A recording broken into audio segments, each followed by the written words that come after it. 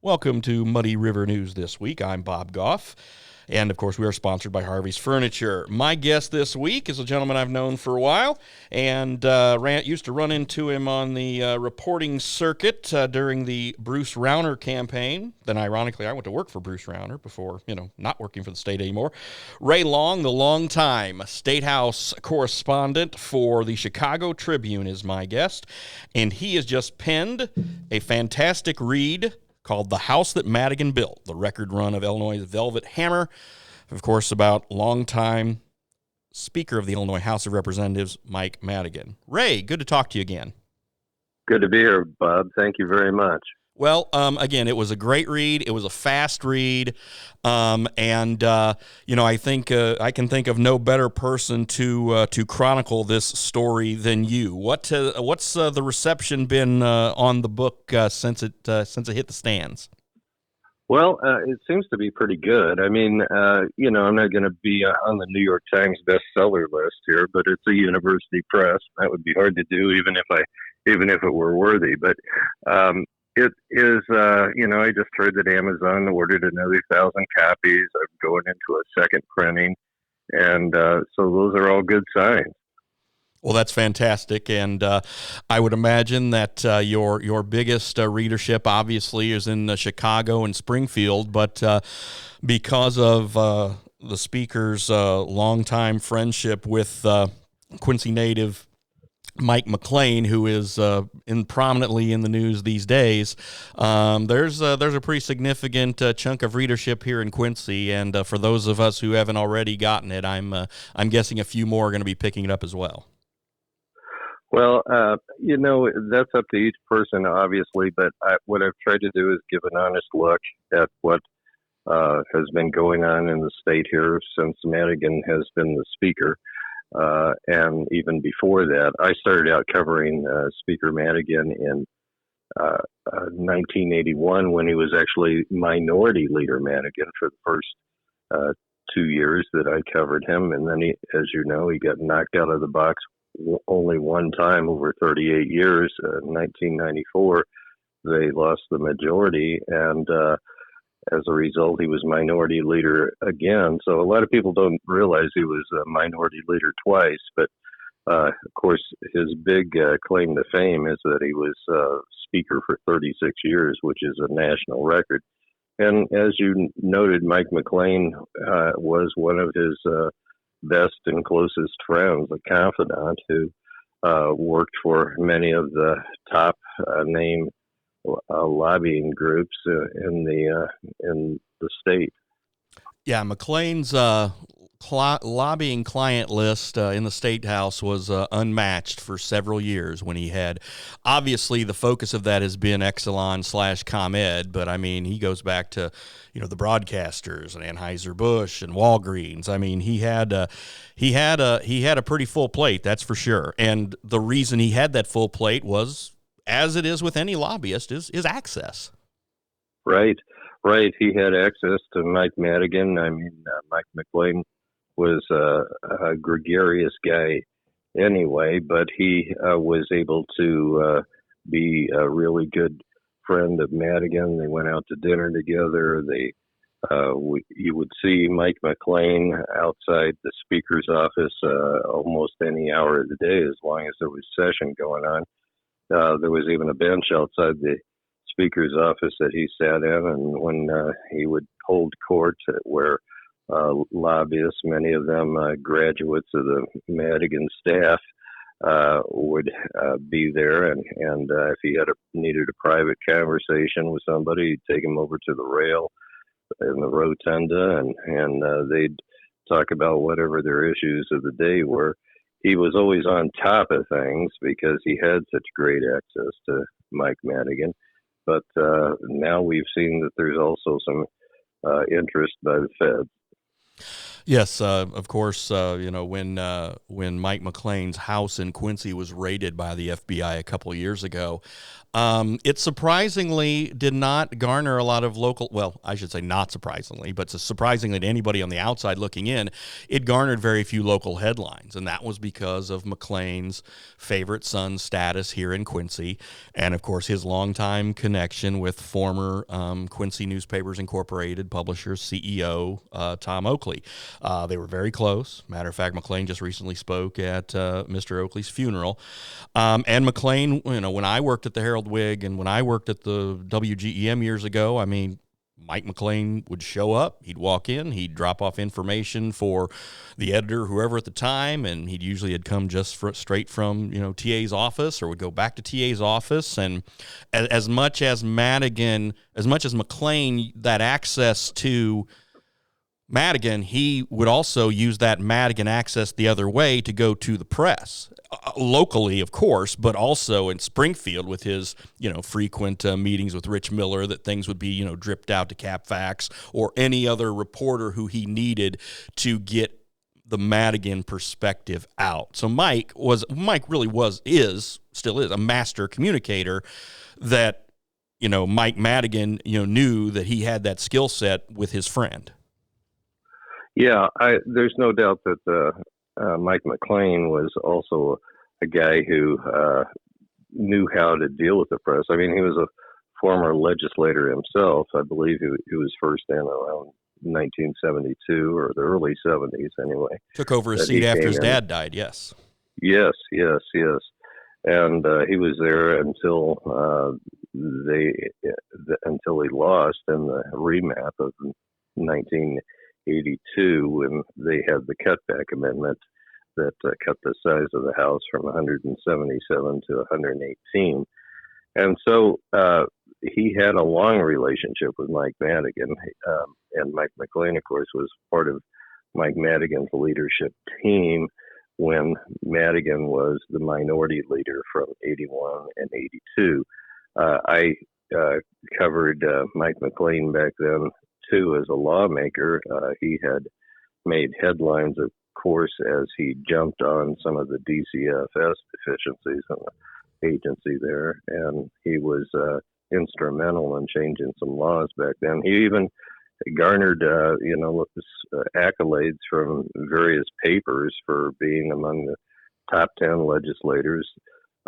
So he had a strong reputation as a lawmaker, and he was able to move within the confines of the Capitol very smoothly, from lawmakers to lobbyists to folks in the press who would occasionally reach out to him. Now, I wasn't one of his frequent calls, but I did talk to him myself a few times over the years, many times over the years. But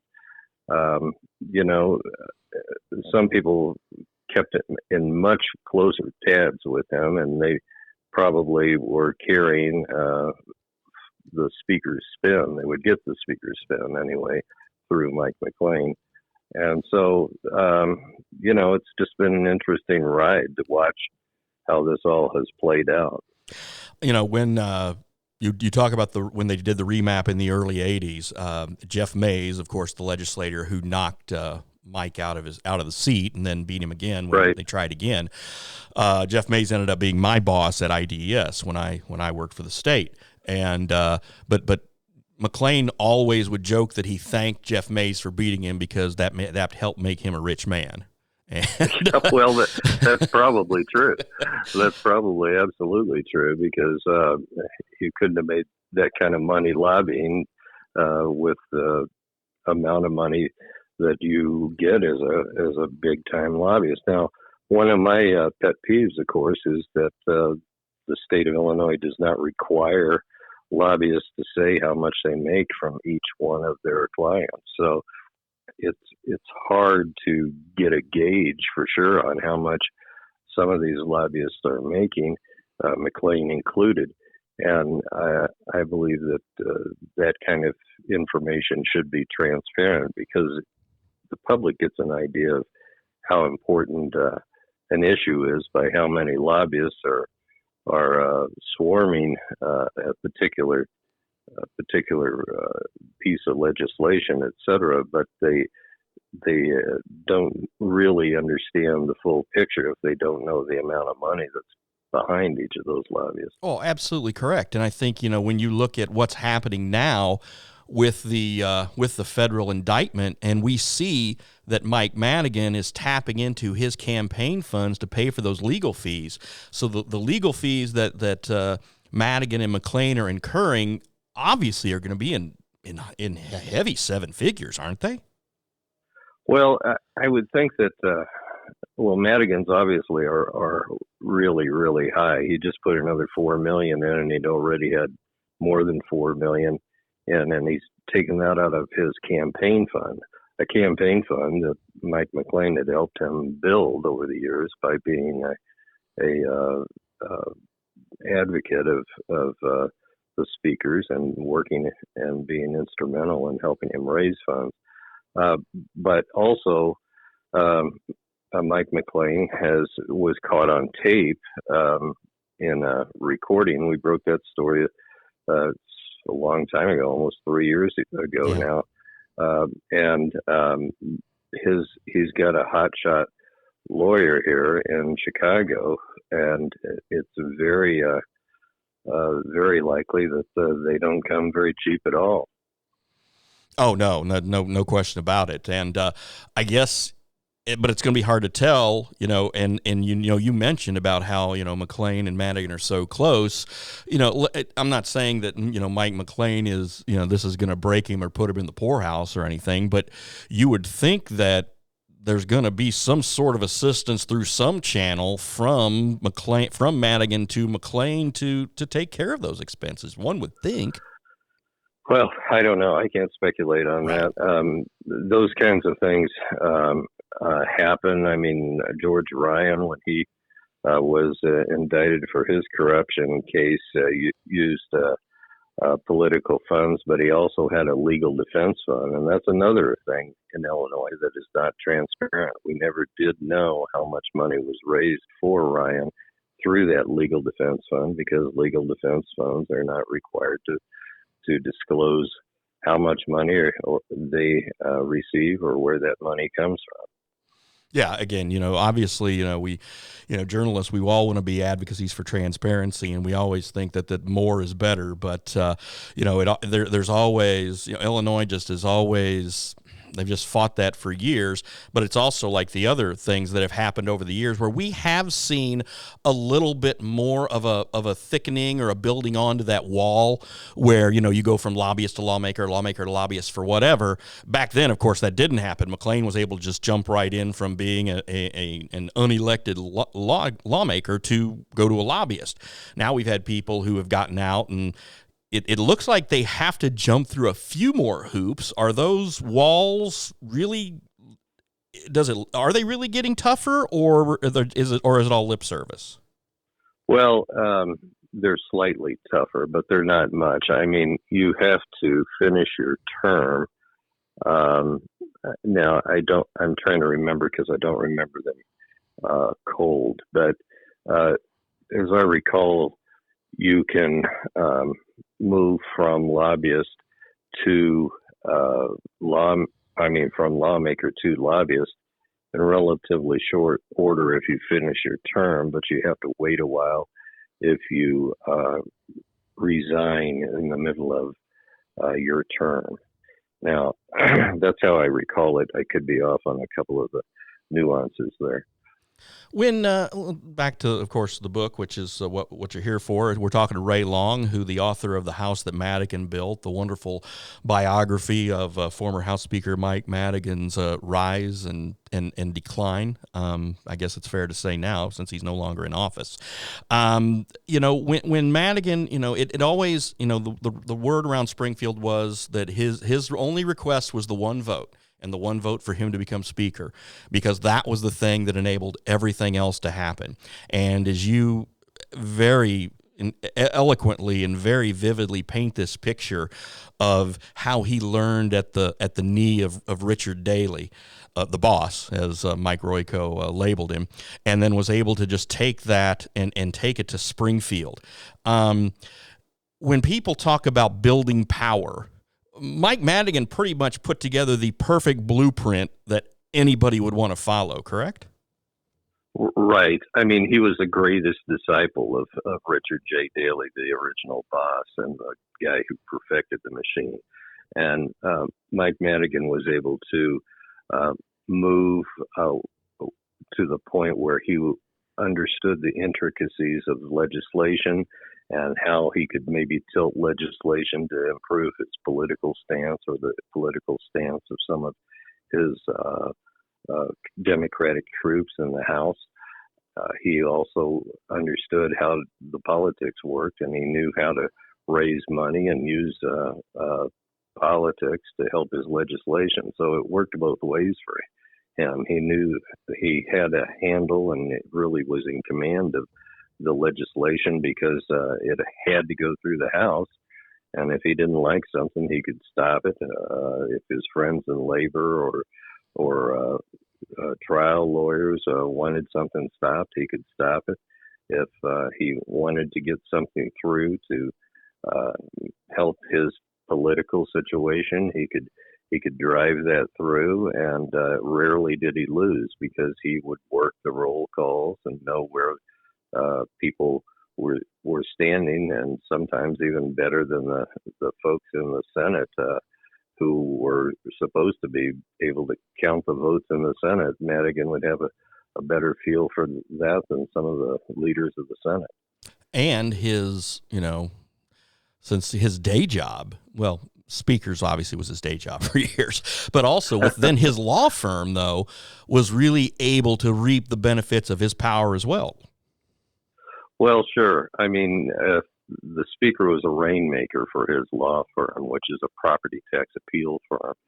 So he would make cold calls, and he would call up big major businesses and a variety of folks who would run these places and ask them if he could represent them in the business of their property tax appeals. Well, it's probably not a good idea to deny the speaker if he's calling you and wanting your business. So I think it made a lot of people uncomfortable along the way, but then they go along with it. And for all practical purposes, people have said that his business did a good job at their efforts. And of course, the problem there is that they could be doing a great job, and you still see it through a political lens. For example, the longtime Cook County assessor was Joe Barrios, who was the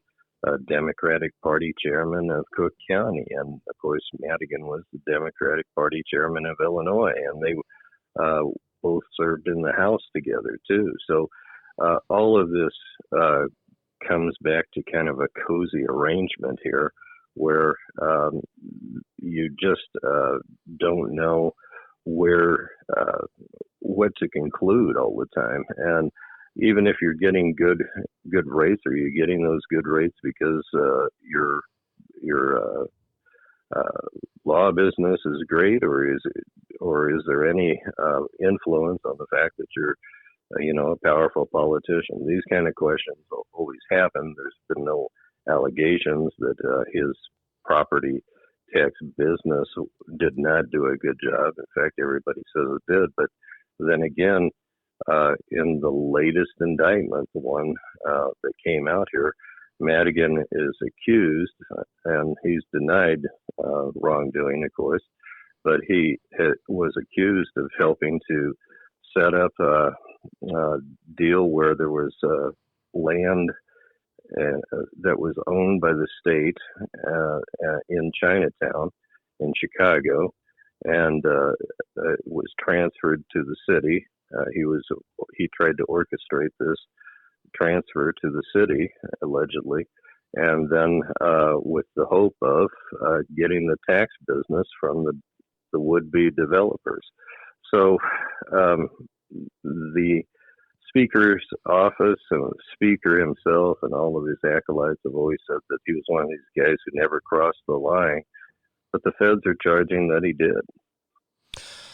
Of course, let's talk as we wrap up things here in the next few minutes. The beginning of the end, during the Rauner administration, the Speaker and Governor Rauner, went to war. We didn't have a state budget for over 700 days, and Rauner's PR machine and Rauner's press, it was all just paint Madigan, blame Madigan. Madigan's reason the state's in trouble. Madigan this, Madigan that, and it didn't. That strategy didn't seem to really make much of a dent at the time. And then, of course, Rauner lost to J.B. Pritzker. And then as we see, Madigan's power grip started to loosen. Did it have anything to do with the Rauner onslaught, or was it more the Speaker's inability to grasp the Me Too situation quickly enough? And then, of course, that was followed up by the indictment and the indictments of his colleagues, because his indictment didn't come until after he was out. Kind of what do you think accelerated the end of the Madigan reign? Well, I think you go back to 2018 when you mentioned the Me Too scandal. It was not Madigan who was involved in allegations of sexual harassment, but one of his top lieutenants in his 13th Ward government and political operation was accused of sexually harassing a female campaign worker. And we actually broke the story of who it was and showed her email texts that she'd received from a guy named Kevin Quinn, who was the brother or is the brother of Alderman Marty Quinn, Madigan's hand-picked alderman. And so this eventually ended up with Kevin Quinn getting kicked out of the organization.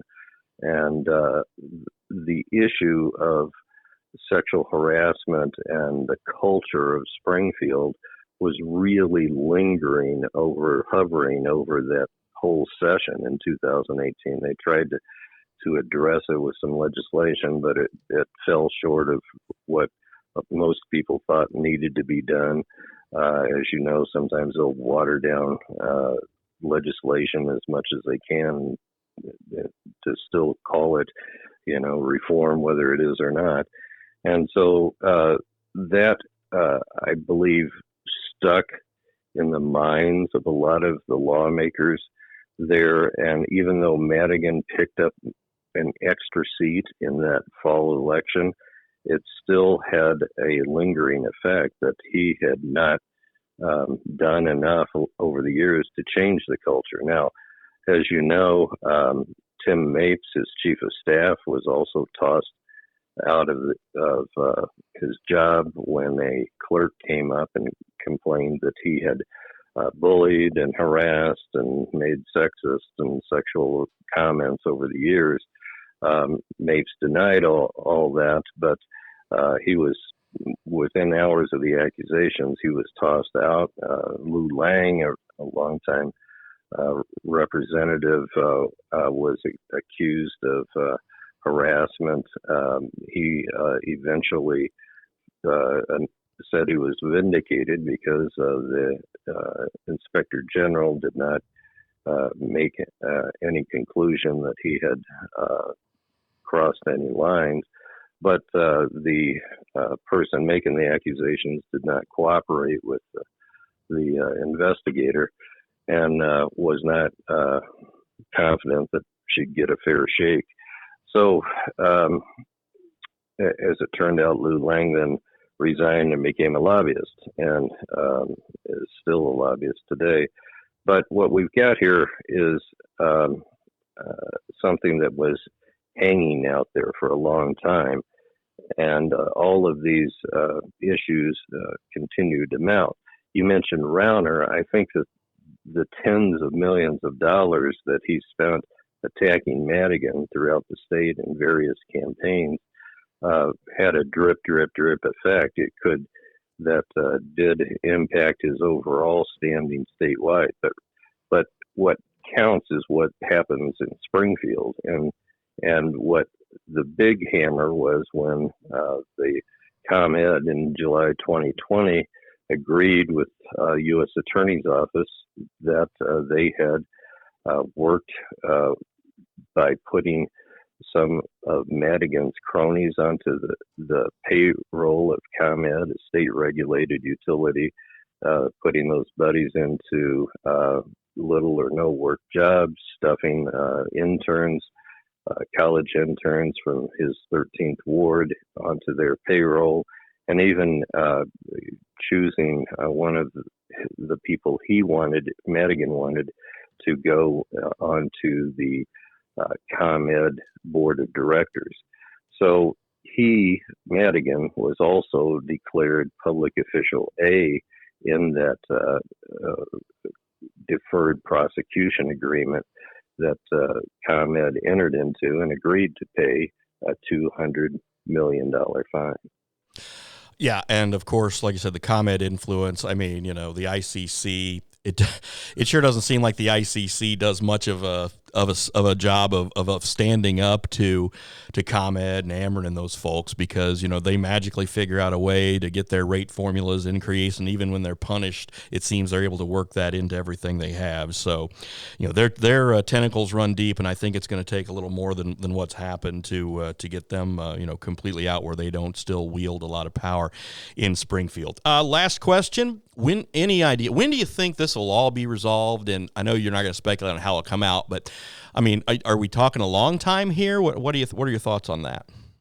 Well, I think it's going to be a while. When you see this kind of money being spent, you have to believe that they're going to listen to every piece of tape they've got, and they're going to examine every document, and that they've got people who will roll this out for a long time. Now, that's for the Madigan and McLean case. Now, McLean's got this second case that he was indicted in the fall of 2020, and that could come to trial as early as this fall.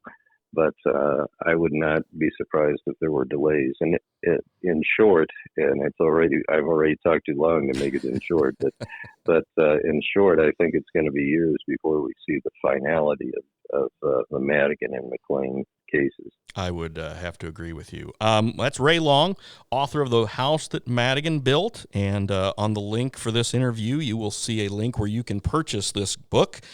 Muddy River News purchased a couple of copies of them, actually, so we could do some homework and get ready for this interview. And it was, like I said, it's a great read. It's a quick read. If you're any kind of political junkie or wonk or anything, you're going to burn through it fast. And Ray, I appreciate your time, sir. Hang on for 2 seconds after I sign off here, and you and I will chat a little bit more, okay? Thank you very much for having me on, Bob. I appreciate it. All right. Again, that's Ray Long, and this is Muddy River News This Week, and we are sponsored by Harvey's Furniture.